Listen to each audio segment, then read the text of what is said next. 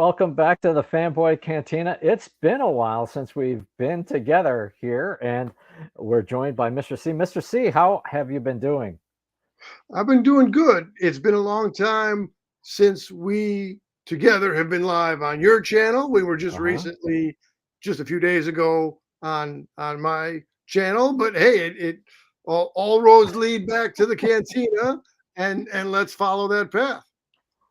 Let's go. Yeah, and so if you're just watching for the first time, or if you're a recurring viewer, uh, join or subscribe to Mr. C Dives In. You can find him on YouTube. We'll post the link after the live stream up here, up that way, up That that way. away. He went All that right. away.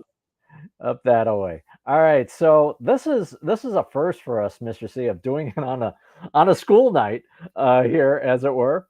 Um, the Mandalorian is back, chapter three, or excuse me, chapter 17, season three, episode one, the Apostate, and we get to connect with Din Djarin and Grogu yet again. Mr. C, let's start it off with what did you think of the episode, Mr. C? What did you think of Well, this episode? again, my short-term recall. You've noted sometimes my memory for things far back in the past, Mhm. possibly above average, but my memory for recent things, undoubtedly below average. I had looked up apostate just a short few minutes ago, and I don't know what the episode title means anymore. 10 minutes ago, I knew what it meant, but I'm like, so I was really glad to see it. I mean, okay, let's talk visuals, the shine on the helmet, the group of the different Mandalorians together in the different settings, the different characters. You got your Grief Karga was promoted now to what's his title with his fancy red robes? High magistrate. No, he's not just a magistrate, he's a high magistrate. He's not just a regional king, he's a high king of Mhm. sorts. So it, for me, in short, it hit the right marks between having a good amount of action adventure and keeping family friendly. Also, what's your quick take on that, which we just looked at? Yeah, my quick take, and this is why I was eager to get on the thing with you. So for everybody, we have not spoken about our thoughts of the episode before. This is entirely live. There's no pre-show, there's no practice. There's But when we would traditionally shoot on the weekend after an episode release, we would do those things. So That's right. chart some new territory once in a while. This one we're running and gunning, and for me, it was a mixed bag. Actually, I I enjoyed it for the most part. Star Wars is Star Wars. I'm predisposed to like it. This one, however, because we're coming off the heels of Andor, which actually now feels like a long time ago. So maybe we're not coming off the heels of Andor, but it's been a while since our last live Star Wars series. I really, really enjoyed that one. And the vibe is obviously very different. So in this one feels, I think, like Star Wars, but it took me a moment to kind of recalibrate, like, okay, this is the vibe, this is the energy of the series. I also felt like, and perhaps it's just sort of how it ended, it felt very short for one. Uh, 37 minutes. 37? Yes. 37-minute episode. is that with the credits in it too? And as we know, they skew 37 skew askew. They run Mm, long on the international credits always. So uh-huh. maybe the actual content time, I didn't disaggregate the timestamp data, but maybe the actual episode was like 27, 30 minutes. That could very well have been the case. It felt very short. It felt very short. But I had a good time. I enjoyed the episode, and I'm interested in where it goes. There were a few moments where I felt like I was getting my legs underneath me, like, okay, where are we? Because it's been a long time since the end of season two of The Mandalorian. Even though Din Djarin appeared in the Book of Boba Fett, it just took me a while to get my legs underneath me. I may have semi erased some of the Book of Boba Fett memories out of my. But yeah, whether I erased it or not, it Mhm. remains accurate. The character did appear there, absolutely. That's right. That's right. All right. So let's hop around or topic jump. Uh, I'll say one. Yeah, I think among the things that I really liked, and I actually worry about a little bit with the series going forward.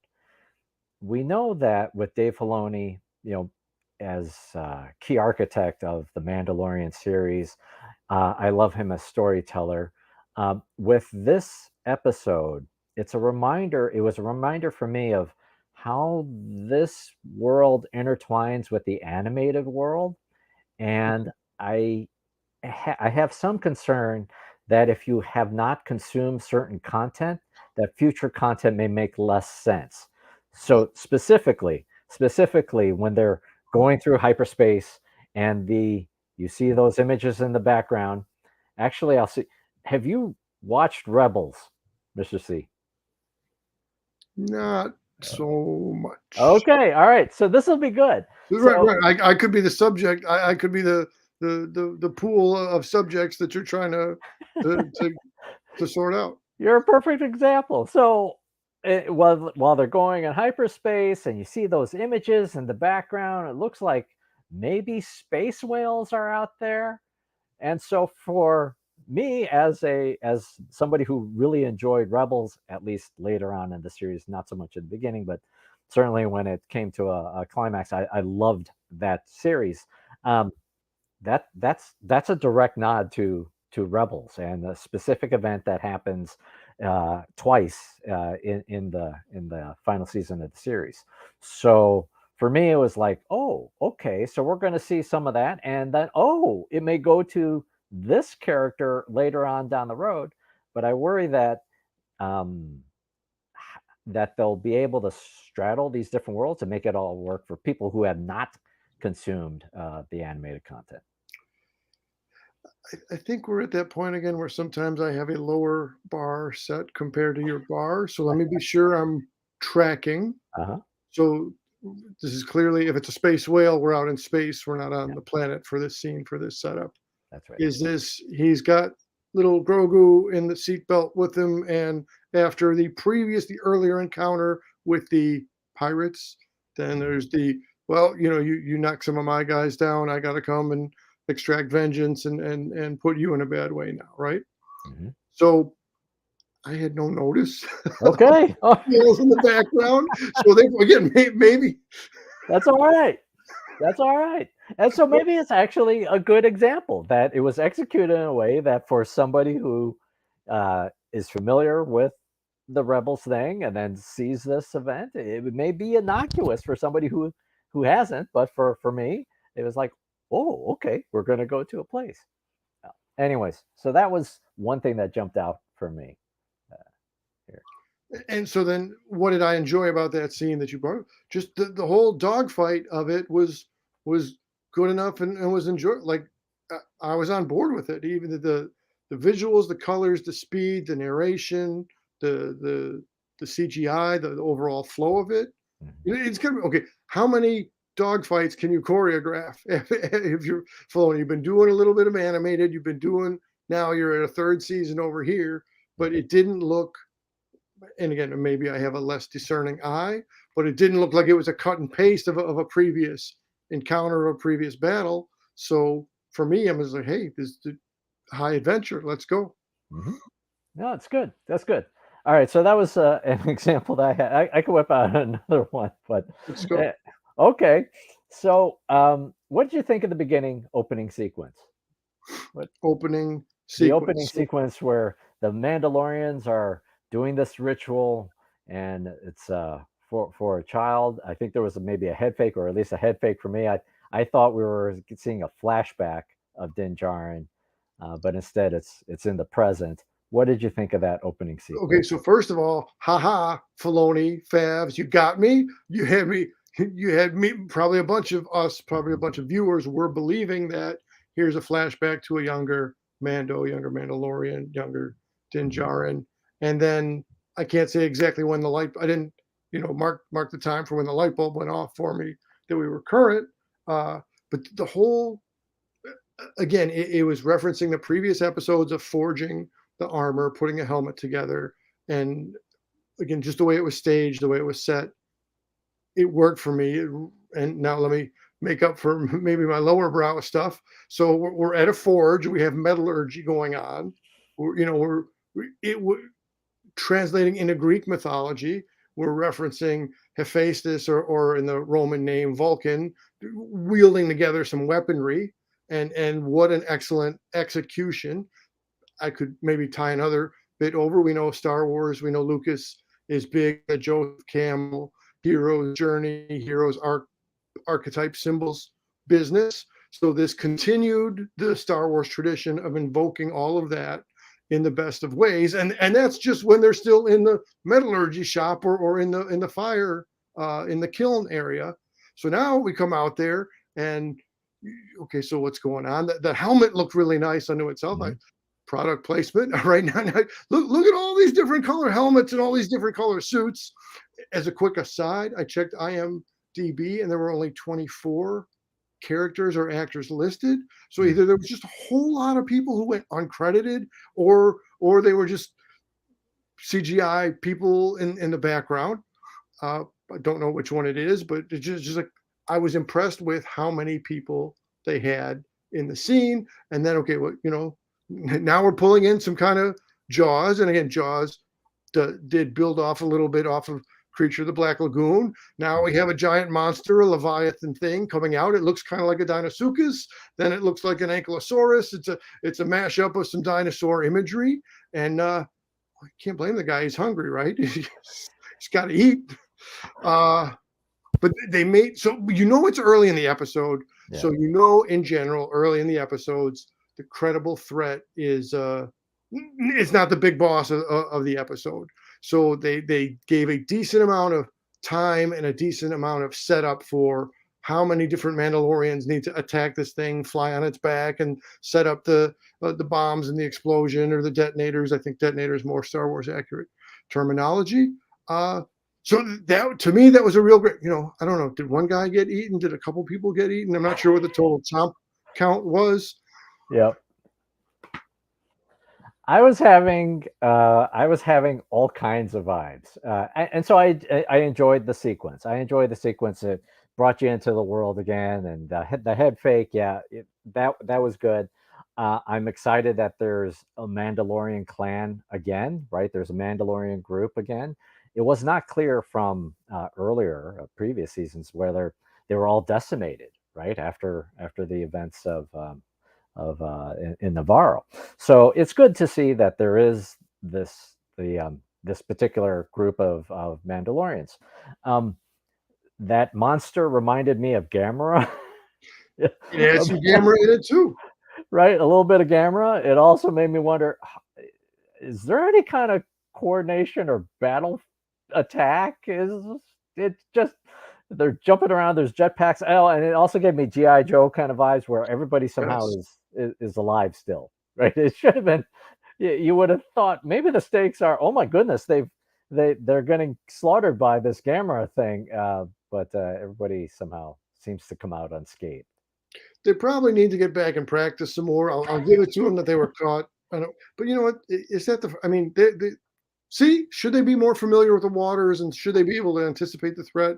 But then if you write it that way, then you don't get to reconcile or encounter the threat. Somebody has to get eaten, I suppose, better them than me. I really enjoyed it through and through. I mean, if you're going to have your kiln or your forge in this cave by the water, but that water is occupied by giant Gamera kaiju monsters. Yeah. Maybe you shouldn't be putting the kid in the water. Like, maybe seek a realtor or something. They should have gotten a real estate agent saying, hey, I want to get a place to make my stuff, but I don't want to get eaten by killer monsters. Oh, maybe this is not the best place. Does that speak to Mandalorian culture? But no, I mean, is there a pride and is there a hubris there? Is it like we're here doing our stuff, we're going to do our ritual? Maybe that's a thing in there. Maybe it's an exposure of you might have to keep your helmet on. Maybe it's a critique on making this up. Is it just the light bulb came now? Maybe it's a critique on when cultures or societies are overly attached to certain rituals or over dependent on certain practices. Maybe it's a counterexample of how things can fall apart oh so quickly. Yeah. Yes, yes.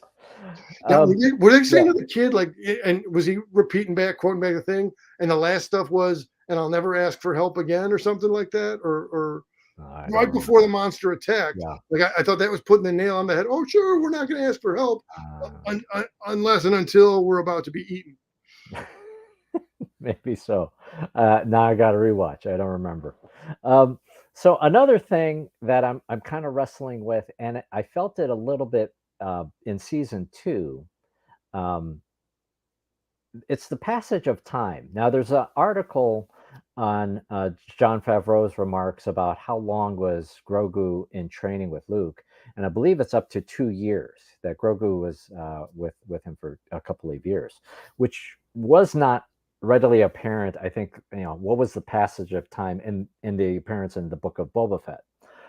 So the passage of time throws me a little bit, and it I don't I think it's a me thing, really, but it throws me off a little bit because right in season one, Navarro looks like a horrible, horrible place, and I made a whole Lego custom mock based on that version, and Yes, then in season two, it's a more habitable place. It looks more hospitable, and now it's quite developed, right? And so it's not happening overnight. It's obviously over the passage of time.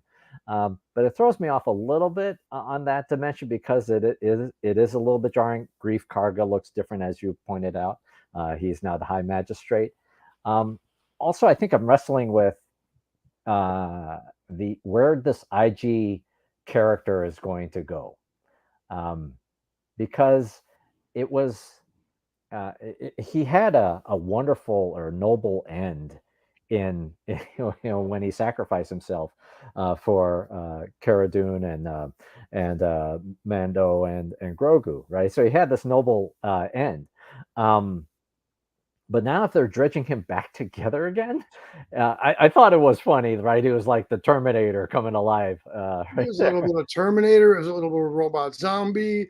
It was a little bit of evil Energizer Bunny. That thing was keep on coming, and then the 3PO resembling Mm. bot then pushes the statue over. So again, right there, you went from relatively threatening threat to piece of comedy in resolving the threat, and it was a pretty smooth flow, change of tone within just a couple of seconds. I was good with it, but right, and of course, the first IG unit that we got to know was IG-88. So there's another simile right there. There's Boba Fett, there's Jango Mhm. Fett. Now there's Mandalorians working off of a visual archetype. So it's been a long, long minute since IG-11 did anything. They even, oh, here's a statue. It's kind of even referential to Tin Man out of Oz, if we're going to think of it that way. Uh, so, but now it's going to reprogramming the evil robot, right? At least 50s. I don't know if before, but that's definitely a sci-fi thing. We got to reprogram the evil robot and make him good, and I need him. And so then that was a funny little action. I don't know the character names or the race names of the tiny little Yes, pit crew. And yes, then when Grogu got to interact with him, that was kind of funny. Uh, but bad yeah, baby. it's a good wet your whistle. It's a good call for the response to come later. It's an interesting build up to bring later on the resolution. Thinking about the structure of like season one of The Mandalorian, it was built around particular bounties, almost like side missions. If it was like a video game, right? It was like these individual side missions to, excuse me, do something. So we've now, I think, laid out what the overall arc is going to be of the Mandalorian needs to get to Mandalore so he can bathe in the waters and be cleansed, right, and be redeemed. So you've got that mission, and now I think we've got also this mini mission of finding the chip that will give IG-11 or is it IG-11 Yeah, the IG yeah, IG-11, his brain again, or a version of his brain. So I guess we can sort of see where things are going. Um, I just I thought it was a wonderful end for that character, and so bringing it back again, I'm interested where it goes, and whether it's worth revisiting that character. Well, the emperor kind of seemed to meet his end and Uh, found his way back. But I mean, and just that goes back to, as we know, Lucas's source material includes serials, includes Flash Gordon, and that whole, and be it Ming the Merciless, be it the Red Skull out of Marvel Comics and Captain America. Somehow the dead villain finds a way to come back out of the grave, and quickly just universal monsters that they early on made a habit of coming back from certain doom into the sequels and repeats. yeah, I'm curious from a big bad standpoint or a villain standpoint. I mean, the Grand Moff of was such a wonderful character, and he's been captured, right? And so he's I guess off the table. And so it looks like maybe the Empire is off the table as well, or the First Order is off the table, and instead maybe we're focusing on these pirates. I think that's okay. I think that's generally okay. Oh, we have Miss Blue Sasquatch. Blue, we are live. We could not be happier to see you back again. You even found us on a weeknight instead of a weekend. Okay. If we get 0 to 2 views, the fact that we reconnected with Blue Sasquatch, this was well worth coming on tonight. How you There been? you go. That's awesome. That's awesome. So what was I saying? So it looks like maybe pirates is going to be the thing. We've got a new villain. I think that's okay. It's hard to beat the stakes of the Empire, and maybe. So hopefully it's a compelling villain. Maybe it's a villain that we've yet to see of Mandalorians versus Mandalorians. Don't know. Hard, obviously hard to beat the stakes of the Empire, right? They're the baddest of the bad. They're the big boss after big boss, Vader to Emperor, and so on. In the I don't know what I'm assuming it wasn't all CGI. I'm assuming there's some practical effect there, and it's guys in masks. I thought I'm not familiar with this race or characters of pirates. It had to me, it looked a bit on the Star Trek side, and there's Exactly. not that there's anything wrong with that or resembling Trek. And the whole again in a Tarantino like way of mixing a Western and an Eastern. So you have to reach for your guns kind of a bit. It's pirates reaching for guns. It's not a bar anymore. It's a school now, Mhm. where you get respectful of our municipality or get to your Star Cruiser and get out of here. I look forward to seeing more.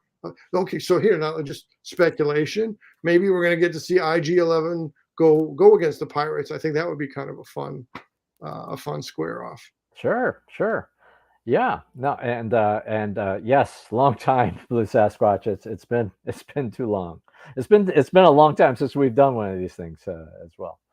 Um, yeah. You hit it on the head. It gave me the Star Trek vibes, and not in a bad way. Not in a bad way. It did remind me of exactly that. Exactly that. I've been watching Picard, season 3 of the Picard series, and I only watched the first episode of the first season. I watched none of the second. Um, Star Trek is just not so much my thing, but I had heard so many good things about Picard season 3 that I started watching, and it's fantastic. It's really great. Um, so the appearance of the pirates gave me some of those Star Trek vibes, but yeah, not in a bad way. And I hope they are interesting characters in this series. That's why we have Junkyard. Every cluster needs a specialist in a different territory. So good to have Junkyard as our resident Star Wars specialist. That's right. That's right. All right. So other things that you observed or you felt about the series. What did you think of Bo-Katan? That's what I want to get to. Oh, okay. But so let's mini pin on that. All right. A short few minutes ago, you mentioned the timeline and that it was give or Oh yeah. take 2 years, and right, it wasn't ultimately clear language with qualifiers and details and descriptors. But so did you get that primary source, or did you pull that?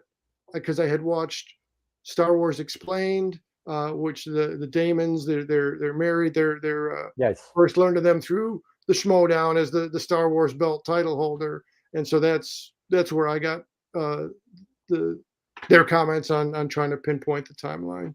Yeah, I believe there was an article in Entertainment Weekly. I had read it somewhere, but yes, I think it's been picked up by many other folks. Right, Yeah, as it always goes.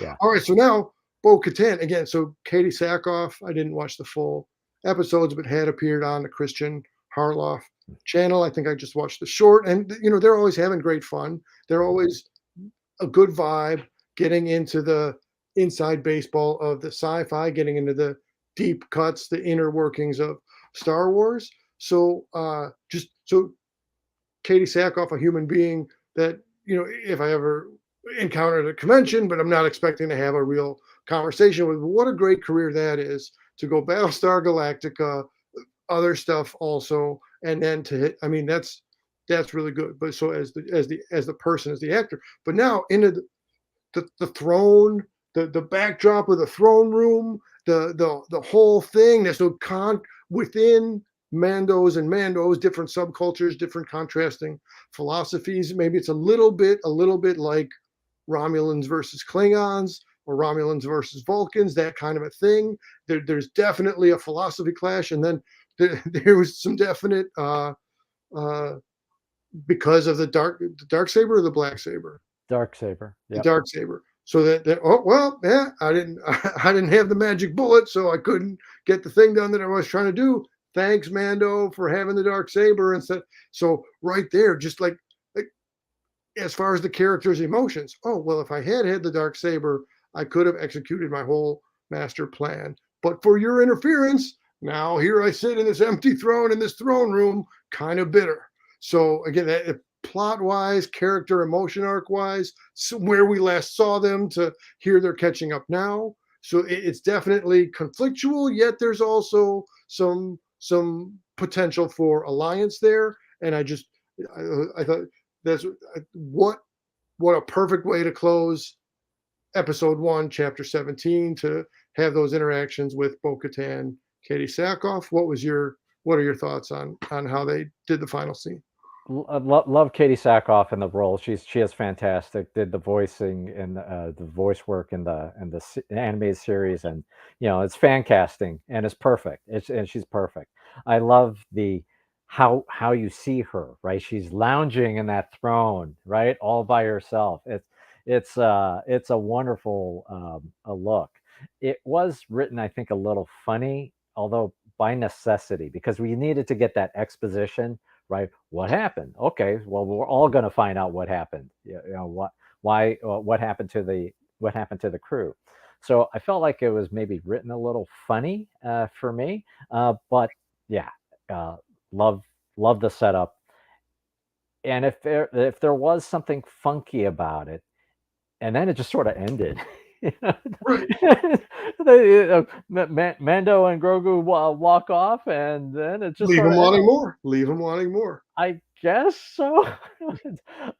There was an event in LA where there was a showing of both episode 1 and 2, and from what I understand, episode 2 is knock your socks off episode. So I'm eager to see where it goes.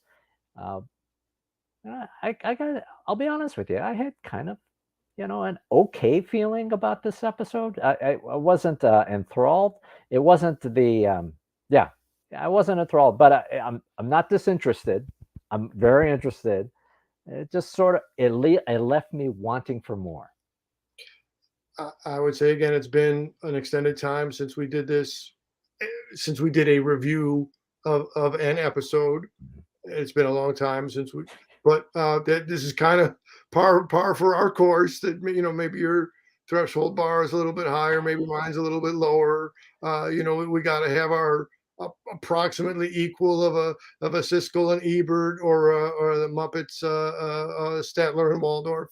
So yeah, if we're not carrying, what are we doing if we're not carrying that dynamic through from season one to season two, from to season three, and so on. That's right. Yeah, I mean, if we wanted to, we could make it entertaining and fight about random stuff with each other, but that's not what we do here. So yeah, thanks, Blue Sasquatch, for sharing the link. And if you're watching live or you're watching it later, post it. Please hit the like, hit the share, hit the subscribe as well, because we'd love to have you here in the Fanboy Cantina. Um, Mr. C, other thoughts? Closing thoughts, directly, indirectly related. So comic book day, what is it? It's early May. I just happened to, as I'm sorting stuff around here, I didn't, from the time we said, hey, let's go for a show tonight, I didn't, but then I just ran into, so, oh yeah, comics. So this Oh, has got to be like 5 or 6 comic book days ago. Again, since it's a few years, maybe it's just 3 years, maybe it's 8 years. What can I tell you? Sometime, and then this one oh, also. So I know all of us can't be next door to Skokie, and all of us can't be from the Chicago area, but just I'm appreciating being around. Oh yeah, comics and this is, I should have these in frames, but it's really cool to have those two Boba Fett Mando related sketches. So there's lots of different ways to appreciate a character. There's lots of different ways to enjoy uh, the series or what's going on with things. There's the animated, there's the live action, there's the movies, there's the streaming, and there's the comics, there's the video games, there's there's movie trivia showdown competitions, historical now for who is the Star Wars belt title holder, who knows the most trivia. So it's, again, we've been doing this since early grade school, appreciating, enjoying, having fun with it. Look at what good fortune we are to decades after decades later to still be able to get to enjoy the same stuff. it is it is fun, and who would have thought? Yeah, and I think that's maybe a reminder for me, even when so this episode was not bad, but even when Star Wars is not great, it's still 40 years ago when Return of the Jedi came out, or what? Yeah, 40 years ago. That was it. That Yeah. was it. Sure, there was the Ewok Adventure and the Caravan of Courage on TV, but that was kind of it. So, who would have imagined that the franchise would still continue? That there would be other movies, and to be able to watch it, new content from the comfort of your home. That's a dream. And you run a thing that long on and off, right? Some James Bond movies, when you have so many entries, some Bonds are going to rate higher than others. Mhm. Godzilla, some are going to, even just the subcategory of Godzilla versus Kong, Mhm. right? Some of those are going to be better, others not as good as the top flight ones. So goes all things, and so goes Star Wars. But it's great that we're able to still have it around. That's right. That's right. Well, Mr. C, thank you for hopping on during a school night. This was your idea, so this was a great idea. Extra bonus that we reconnected with Blue Sasquatch. Blue, shameless self promotion here, Blue. I do have my own relatively new channel now, so if you care Oh to yeah. come check out Mike, I know you tend to be a live commenter and not so much on our replays or our pre-recorded stuff, but if you had a spare minute, Blue, feel free to check out my channel too. I'm glad we did this on a school night as opposed to waiting for the weekend. We will be on my channel again this coming weekend, but we'll speak on that later. Thanks for thanks for founding the Fanboy Cantina channel, my friend, and thanks for having the conversation with me tonight. Awesome. Awesome. Thanks so much, everybody. Thanks for watching. If you're watching later, post in the comments. Would love to continue the discussion with you. Thanks for watching. This has been the Fanboy Cantina. This is the way. Good night.